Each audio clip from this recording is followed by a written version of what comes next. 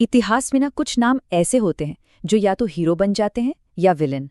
कश्मीर की रानी दिद्दा एक ऐसी ही शख्सियत हैं। एक ऐसी रानी जिनकी कहानी ताकत, रणनीति और हाँ, बहुत सारे विवादों से भरी हुई है। तो चलिए आज उनकी इसी दिलचस्प कहानी की तह तक चलते हैं। देखिए, दिद्दा को लेकर इतिहासकारों में हमेशा से दो राय रही हैं। कुछ लोग उन्हें एक क्रूर, सत्ता की भूखी डायन रानी कहते हैं, तो वहीं कुछ दूसरे लोग उन्हें कश्मीर को बचाने वाली सबसे काबिल शासक मानते हैं। तो सवाल ये है कि सच क्या है? उनकी विरासत इतनी उलझी हुई क्यों है? जरा सोचिए, आज से करीब करीब 1000 साल पहले की बात है। एक ऐसा वक्त जब महिलाओं के अधिकार लगभग ना के बराबर थे। उस दौर में एक शारीरिक रूप से अक्षम महिला न सिर्फ सत्ता में आती है, बल्कि आधी सदी यानी 50 साल तक उस पर काबिज रहती है। ये दिद्दा की असाधारण कहानी की बस एक शुरुआत है। दिद्दा की कहानी किसी आम राजकुमारी जैसी बिल्कुल नहीं थी। उनकी तो शुरुआत ही चुनौतियों से भरी थी, और शायद इन्हीं चुनौतियों ने उन्हें आने वाले मुश्किल वक्त के लिए फौलाद की तरह तैयार कर दिया था। तो हुआ ये कि जब दिद्दा की शादी राजा क्षेमगुप्त से हुई, उस वक्त कश्मीर का दरबार कह सकते हैं कि अय्याशी और साजिशों का एक अड्डा बन चुका था। राजा कमजोर था और असली ताकत तो भ्रष्ट दरबारियों और ताकतवर सामंतों के हाथ में थी। मतलब एक ऐसा राज्य जो अंदर ही अंदर से खोखला हो रहा था। इस सियासी उथल-पुथल के बीच दिद्दा को एक और लड़ाई लड़नी पड़ रही थी, अपनी खुद की। वो जन्म से ही लंगड़ी थी, एक ऐसी विकलांगता जिसे उस जमाने में एक अभिशाप की तरह देखा जाता था। लोगों ने उन्हें हमेशा कमजोर समझा और शायद यही उनकी सबसे बड़ी ताकत बन गई। क्षेमगुप्त की मौत के बाद दिद्दा की जिंदगी का सबसे बड़ा, सबसे निर्णायक मोड़ आया। एक ऐसा पल जिसने कश्मीर का इतिहास हमेशा हमेशा के लिए बदल के रख दिया। उस जमाने में सती प्रथा का चलन था। इसके मुताबिक एक विधवा रानी से यही उम्मीद की जाती थी कि वो अपने पति की चिता पर बैठकर अपनी जान दे देगी। दिद्दा के लिए भी समाज ने यही रास्ता तय कर रखा था। लेकिन दिद्दा ने उस परंपरा को मानने से साफ इनकार कर दिया। उन्होंने चिता की आग को नहीं, बल्कि कश्मीर के सिंहासन को चुना। और ये सिर्फ एक फैसला नहीं था, ये एक खुला विद्रोह था जिसने उनकी राजनीतिक यात्रा का आगाज किया। सत्ता हाथ में आते ही दिद्दा ने बहुत तेजी से काम किया। सबसे पहले वो अपने नाबालिग बेटे की संरक्षक बनकर राजकाज संभालने लगीं।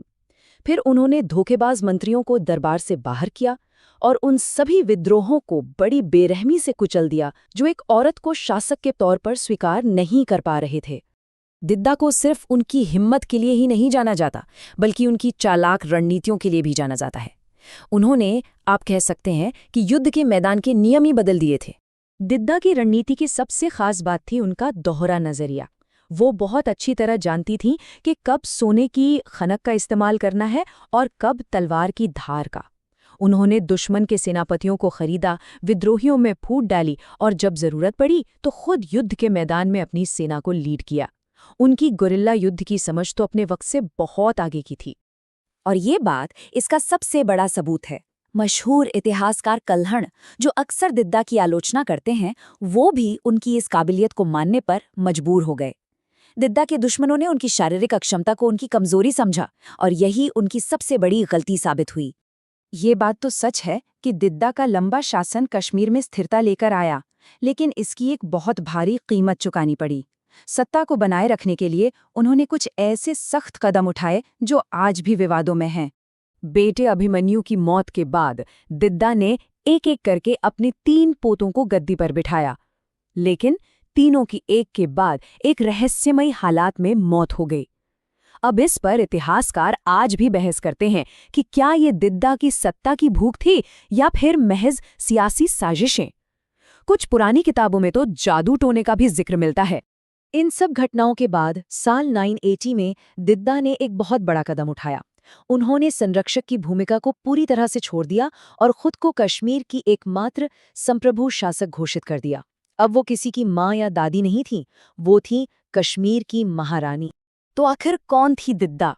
एक तरफ उन्होंने अपने दुश्मनों को बेरहमी से मरवा दिया और अपने प्रेमी तुंगा को प्रधानमंत्री जैसा सबसे ऊंचा पद दे दिया। तो वहीं दूसरी तरफ उन्होंने 64 से ज्यादा मंदिर बनवाए, प्रशासन को सुधारा और कश्मीर में एक मजबूत शासन की नींव रखी। वो एक ही वक्त में विध्वंसक भी थी और निर्माता भी। दिद्दा की कहानी कई मिथकों से भी भरी पड़ी है, तो चलिए उनके बारे में जो सबसे बड़ा मिथक है उसे तोड़ते हैं और उनकी असली विरासत को समझने की कोशिश करते हैं। अच्छा, दिद्दा के बारे में एक कहानी बहुत मशहूर है। वो ये कि उन्होंने महमूद गजनवी को 2 बार हराया था। ये कहानी हम सबने कहीं ना कहीं सुनी है, पर क्या ऐतिहासिक सबूत भी इस बात को मानते हैं? चलिए जरा तारीखों पर नजर डालते हैं। दिद्दा की मृत्यु हुई थी साल 1003 में। महमूद गजनवी ने कश्मीर पर हमला करने की पहली कोशिश की थी लगभग 1015 में, यानी दिद्दा की मौत के पूरे 12 साल बाद। हाँ, ये सच है कि गजनवी कश्मीर पर कब्जा करने में नाकाम रहा, लेकिन उस वक्त दिद्दा जिंदा नहीं थी। तो ये एक ऐसा मिथक है जो उनकी बहादुरी की कहानी में जुड़ तो गया है, लेकिन हकीकत नहीं है। तो फिर दिद्दा की असली विरासत क्या है? और आपको जानकर हैरानी होगी कि उनकी असली विरासत उनकी क्रूरता या जंग में नहीं, बल्कि आज भी कश्मीरी भाषा में जिंदा है। कश्मीर में किसी भी सम्मानित महिला या माँ को प्यार से देद कहा जाता है, और ये शब्द सीधा दिद्दा नाम से ही निकला है। सोचिए, जिस रानी को इतिहासकारों ने डायन तक कह दिया, उसे वहां के लोगों ने अपनी माँ का दर्जा दिया। दिद्दा की कहानी हमें ये सोचने पर मजबूर कर देती है कि इतिहास, जिसे ज्यादातर पुरुषों ने लिखा है, उसने न जाने कितनी ताकतवर महिलाओं को या तो भुला दिया है या फिर उनकी एक गलत छवि पेश की है। शायद हमें इतिहास को एक नए नजरिए से फिर से पढ़ने की जरूरत है।